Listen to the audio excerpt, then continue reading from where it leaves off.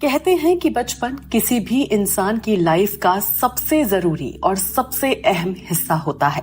बचपन का एक्सपीरियंस ही किसी भी इंसान की लाइफ की शेप तैयार करता है।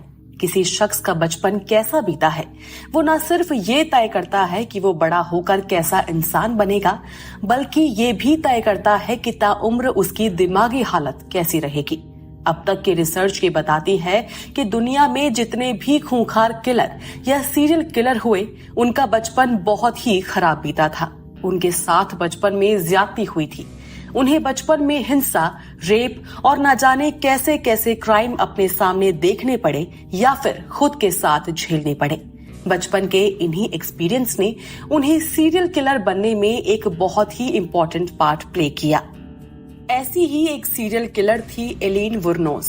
इसे अमेरिका की पहली सीरियल किलर भी कहा जाता है। एलीन 19 फरवरी 1956 में अमेरिका के मिशिगन में पैदा हुई थी।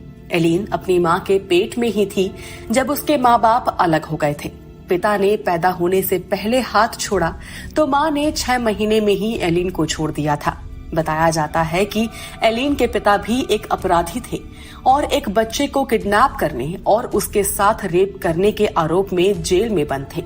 एलीन 2 साल की थी जब उसके पिता ने जेल में ही सुसाइड कर लिया था।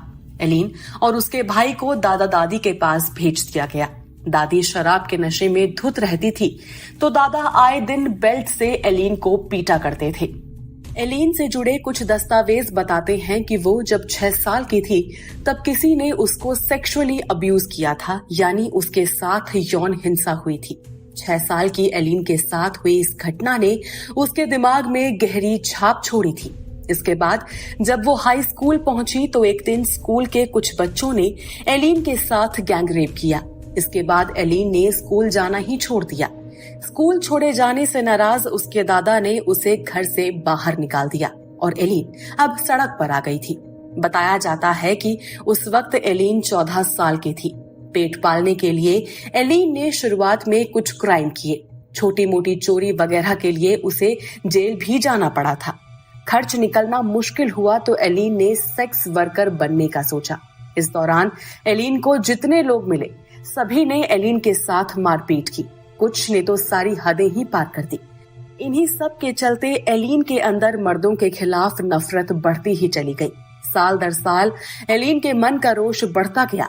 लेकिन जब एलीन 33 साल की हुई तब एक दिन एक शख्स की गोली मारकर हत्या कर दी और सड़क किनारे उसकी लाश फेंक दी। 1989 से शुरू हुई ये हत्याएं एलीन ने 1990 तक की। कुल 7 लोगों का कत्ल एलीन ने किया था। पकड़े जाने पर एलीन ने दावा किया कि सभी हत्याएं उसने अपने बचाव में की थी। सेक्स वर्कर के तौर पर ये सभी 7 लोग उसके साथ गलत काम करना चाहते थे। कोर्ट में कुछ साल तक चले इस मामले में एलीन को मौत की सजा सुनाई गई थी और 9 अक्टूबर 2002 को उसे लीथल इंजेक्शन देकर मार डाला गया। बताया जाता है कि मौत की सजा दिए जाने से कुछ ही घंटे पहले एलीन ने फिल्म निर्माता निक ब्रूमफील्ड से बातचीत की थी, जो उस समय उसके जीवन पर एक डॉक्यूमेंट्री बनाने की तैयारी में थे। इस इंटरव्यू में एलीन ने निक को बताया था कि वो जेल के अंदर काफी खुश है और अपनी मौत की तैयारी कर रही है। वहीं 2004 में एक इंटरव्यू के दौरान निक ने भी एलीन को लेकर खुलकर बातचीत की थी। उनका कहना था कि मैंने इतना भयानक कृत्य करने वाली उस सीरियल किलर में कहीं न कहीं मानवता देखी। मुझे लगता है कि गुस्सा उसके अंदर तभी से पनपना शुरू हो गया था जब वो एक बच्ची थी और उसके साथ गलत हुआ था। वो बाद में कॉल गर्ल बनी।